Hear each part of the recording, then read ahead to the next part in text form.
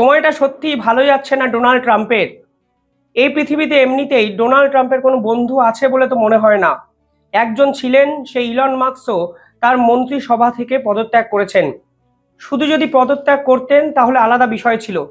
তিনি পদত্যাগ করার আগে যে কথাবার্তাগুলো বলেছেন তাতে এটা স্পষ্টভাবে বোঝা যাচ্ছে ডোনাল্ড ট্রাম্পের উপর তার মন্ত্রিসভার সদস্যরাও আর ভরসা বা বিশ্বাস কিছুই রাখতে পারছেন না। কারণটা কি? কারণটা একটাই, তার আনপ্রেডিক্টেবিলিটি। তিনি কখন কি করবেন, কখন কি বলবেন তা নিজেই তিনি জানেন না। তিনি দুদিন আগে যে স্টেটমেন্ট দেন, দুদিন পরে 180 ডিগ্রি ঘুরে সম্পূর্ণ বিপরীত কিছু কথাবার্তা বলেন। সামগ্রিক এফেক্ট তা আমেরিকা সরকারের উপর পড়ছে এবং আমেরিকা সরকার বিরোধী মানুষ রাস্তায় নামতে শুরু করেছেন। ইলন মাস্কের মন্ত্রিসভা থেকে পদত্যাগের পর আমেরিকার কোর্ট এবার ডোনাল্ড ট্রাম্পের একটি সিদ্ধান্ত নিয়ে যে গুরুত্বপূর্ণ অবজারভেশন আমাদের সামনে আনলেন, তাতে এটা স্পষ্ট ডোনাল্ড ট্রাম্পের সরকারের কোথাও না কোথাও এবার থামার সময় এসেছে। বিশ্বজুড়ে তিনি ট্যারিফ লাগানোর চেষ্টা করেছেন, একের পর এক দেশের উপর অতিরিক্ত শুল্ক চাপিয়ে দিয়েছেন। এতে আমেরিকার অর্থনীতি ভীষণ মাত্রায় ধাক্কা খায়।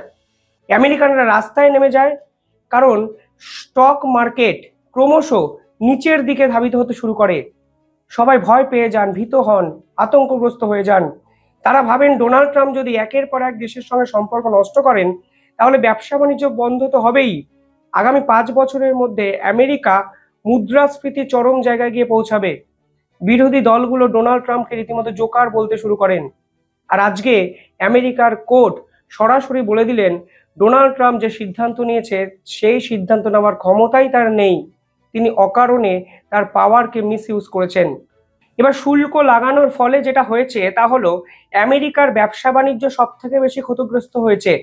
ডোনাল্ড ট্রাম্প ক্ষতি করতে চেয়েছিলেন অন্য দেশের, উল্টে আমেরিকার ব্যবসা বাণিজ্য সম্পূর্ণভাবে ধস নামতে শুরু করে দেয়। ফলে আমেরিকার একাধিক ব্যবসায়ী সংগঠন, লেবার ল ওরিয়েন্টেড যারা কাজকর্ম করে তারা একত্রে মিলে কোর্টে চলে যান। এটি আমেরিকার সুপ্রিম কোর্ট বা হাইকোর্ট টাইপের কোর্ট নয়। এই কোর্টটিকে বলা হয় US court of international trade. এই ইউএস কোর্ট অফ ইন্টারন্যাশনাল ট্রেডের কাজ কি? এরা মূলত দেখেন যে স্টেট পলিসি ঠিকঠাকভাবে ইমপ্লিমেন্ট করা হয়েছে কিনা। কোথাও না কোথাও আমেরিকান ল যদি ভায়োলেট করা হয় তাহলে কিন্তু এই কোর্ট এই ধরনের কড়া ভাষা বিবৃতি দেন এবং গুরুত্বপূর্ণ পদক্ষেপ নেওয়ার ক্ষমতা এই কোর্টের আছে। এই কোর্ট কিন্তু আজকের কোর্ট নয়। 1890 সালে এই কোর্টকে তৈরি করা হয় এবং তখন এই কোর্টের নাম ছিল কাস্টম কোর্ট। বর্তমানে এই কোর্টের নাম পরিবর্তিত হয়েছে US court of international trade. এখানে গিয়ে ব্যবসায়ীরা বলেন ডোনাল্ড ট্রাম্পের ক্ষমতা নেওয়ার কতটা জায়গা ছিল। ডোনাল্ড ট্রাম্পকে সত্যি এই ধরনের শুল্ক চাপিয়ে দিতে পারেন? দেশ বিদেশের দেশের উপর শুল্ক চাপিয়ে আসলে আমেরিকার অর্থনীতির যে ক্ষতি করা হচ্ছে তা পরিষ্কারভাবে আমেরিকার একাধিক সংগঠন আজকে কোর্টের কাছে পেশ করেন। ভারতের উপর 26% ট্যারিফ, চায়নার উপর 245% ট্যারিফ, বাংলাদেশের উপর 37% ট্যারিফ। এর ভিত্তিটা কি? কিসের জন্য এই ধরনের শুল্ক খেলা? সবটাই কি মনোপলি? সবটাই কি ডমিনেশন করার একটা প্রচেষ্টা? কিসের জন্য ডোনাল্ড ট্রাম্পের প্রশাসন বিশ্বের একাধিক দেশের সঙ্গে সম্পর্ক নষ্ট করলো সে বিষয়ে আন্তর্জাতিক স্তরে প্রশ্নচিহ্ন উঠে যায়। এমনকি ডোনাল্ড ট্রাম্পের ঘনিষ্ঠ বলে যারা পরিচিত তারা কিন্তু ডোনাল্ড ট্রাম্পের এই আচরণে অত্যন্ত ক্ষুব্ধ হয়। তারা জাপানের সাথে ডোনাল্ড ট্রাম্পের ঐতিহাসিক সময় থেকে আমেরিকার সম্পর্ক, সেই জাপান ডোনাল্ড ট্রাম্পের ভূমিকা নিয়ে প্রশ্ন তোলে। ইউরোপীয় ইউনিয়ন ডোনাল্ড ট্রাম্পের পাশ থেকে সরে দাঁড়ায়। তারা বিশ্বের একাধিক দেশের সঙ্গে ফ্রি ট্রেড এগ্রিমেন্ট করতে চায় শুধুমাত্র ডোনাল্ড ট্রাম্পের আনপ্রেডিক্টেবল অ্যাটিটিউডের জন্য। তারা ন্যাটো ছেড়ে বেরিয়ে আসার কথা ভাবে ডোনাল্ড ট্রাম্পের জন্য। কখনো আবার ইউক্রেন যুদ্ধে যেভাবে ডোনাল্ড ট্রাম্প ইউক্রেনকে পিছন থেকে ছুরিটা মেরেছেন, ঠিক সেই জায়গা থেকেও ডোনাল্ড ট্রাম্পের পাশ থেকে সরে আসতে শুরু করে বিশ্বের একাধিক দেশ। সব মিলিয়ে আন্তর্জাতিক স্তরে বলুন, ইন্টারনালি বলুন, ডোনাল্ড ট্রাম্প একঘরে হতে শুরু করেছিল।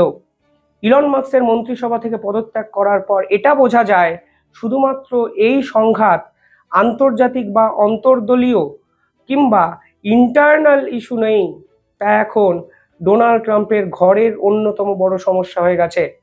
আগুনে জ্বলছে ঘর, আগুন এই নেভাবেন কে? সেই লোক পাওয়া যাচ্ছে না। যিনি নেভাতে পারতেন সেই ইলন মাস্ক তাকে ছেড়ে চলে গেছেন। ডোনাল্ড ট্রাম্পের এই পৃথিবীতে নাকি একটাই বন্ধু ছিল, তার নাম ইলন মাস্ক। সেই ইলন মাস্ক বলে দিয়েছেন ডোনাল্ড ট্রাম্প নতুন যে ট্যাক্স বিল এনেছেন সেটা কতটা বিগ এবং বিউটিফুল তা নিয়ে বড় সড়ো প্রশ্ন তারই আছে। একসঙ্গে বিগ এবং বিউটিফুল হতে পারে না, এবং এতে আমেরিকার মাথায় বোঝা চাপবে। এই বোঝা চাপবে যেটা, সেই ক্ষতিপূরণ করার ক্ষমতা ট্রাম্প প্রশাসনের নেই। কোর্ট আজকে কি বলেছে একটু আপনাদের বলে দিই। আজকে কোর্ট কি বলেছে? কোর্ট বলেছে Donald Trump overstep the constitution authority.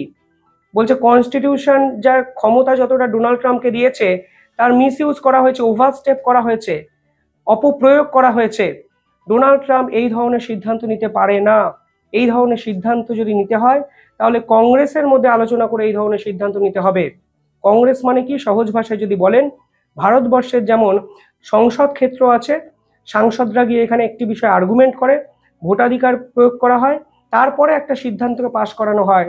Donald ট্রাম্পেরও এই ধরনের সিদ্ধান্ত নেওয়ার আগে কংগ্রেসের আলোচনা করা উচিত ছিল বলে মনে করেছে কোর্ট। বলা হয়েছে ডোনাল্ড ট্রাম্পের হাতে যে কনস্টিটিউশনাল পাওয়ার দেওয়া হয়েছে সেই পাওয়ারের তিনি ছোট চেঞ্জ করতে পারে। এক্ষেত্রে ডোনাল্ড ট্রাম্প বলেছিলেন তিনি আসলে প্রেসিডেন্ট হওয়ার সুবাদে ইন্টারন্যাশনাল এমার্জেন্সি পাওয়ার অ্যাক্টকে ব্যবহার করেছেন, অর্থাৎ IEEPA। এই এমার্জেন্সি অ্যাক্টের আওতায় ট্রেড ওয়ারটাকে তিনি ইনভাইট করেছেন। তা বিরোধীরা কিন্তু বারংবার করে আমেরিকা সরকারের কাছে আর্জি জানিয়ে বলেছিল, এবং কোর্টে আজকে পুরো বিষয়টা নজিরবিহীন সংঘাতের জায়গায় যায়। পাশাপাশি কোর্ট আজকে বলেছে এই ট্যারিফ হলো লিগাস্টেটিভ ম্যাটার, এটাকে আপনি এইভাবে ইমপ্লিমেন্ট করতে পারেন না। কালকে সকালে ঘুম থেকে উঠে মনে হলো আপনি মেক্সিকোর উপরে ট্যারিফ লাগিয়ে দেবেন, আপনি করে দিলেন, একটা এক্সিকিউটিভ অর্ডার পাস করে।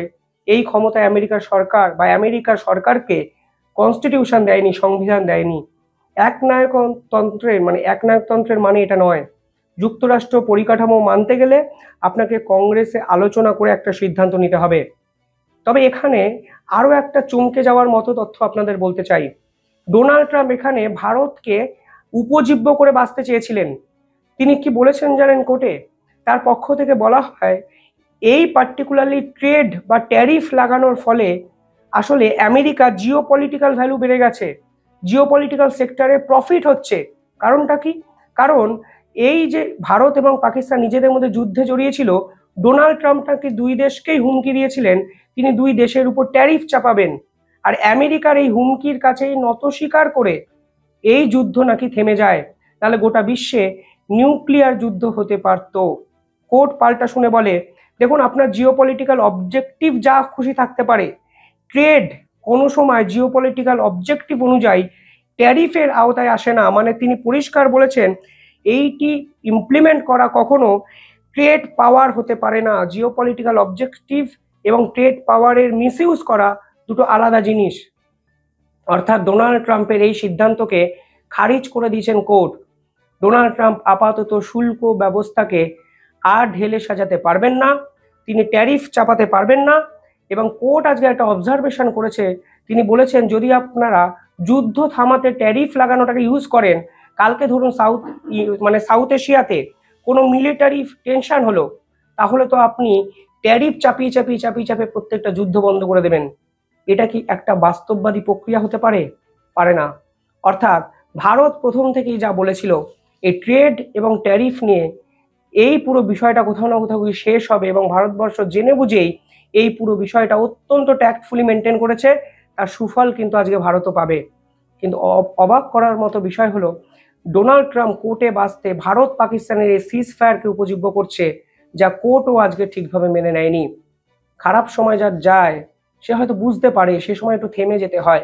ডোনাল্ড ট্রাম্প যদি না থামেন, আমার মনে হয় আগামী 4 বছরে এরকম এমন অনেক ধাক্কা তিনি খাবেন যা হয়তো তিনি কল্পনাও করতে পারেননি। আপনারা কিভাবে দেখছেন পুরো বিষয়টা কমেন্টে জানাবেন। ধন্যবাদ।